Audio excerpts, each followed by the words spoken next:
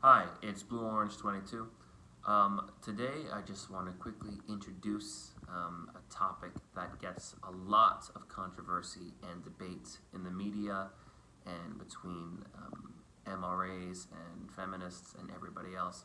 And that's the topic of false accusations, and especially referring to false accusations of sexual assault. This is something that you see talked about a lot and something that you see debated about a lot. And I just want to do a quick introduction today. I'm going to make a video later, kind of go more in depth about it. But there's a lot of confusion about false accusations and the men's rights movement and exactly what MRAs believe about false accusations that I just want to address.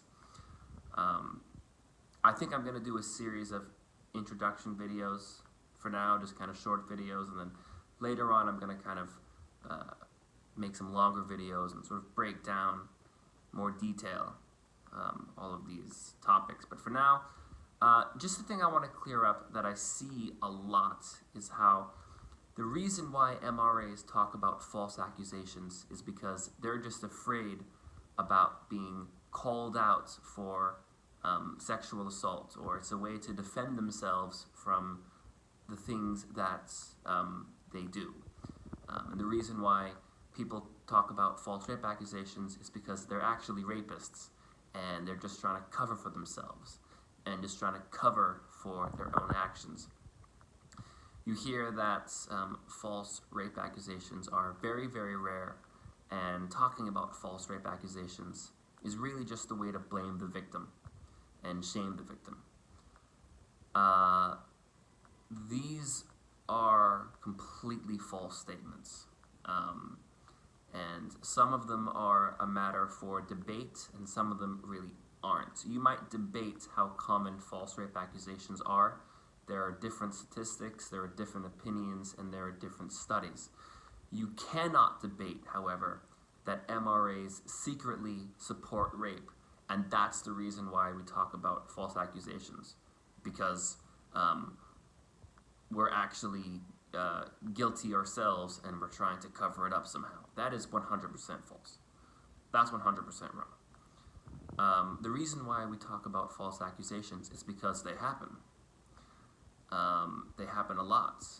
You see all kinds of stories in the news about students, professional athletes, celebrities being accused of rape. I put a few links down below. There was a student from England who spent time in prison for a rape that turned out to be false. Reuben Foster was an NFL player who was falsely accused. Brian Banks was a football player who was falsely accused.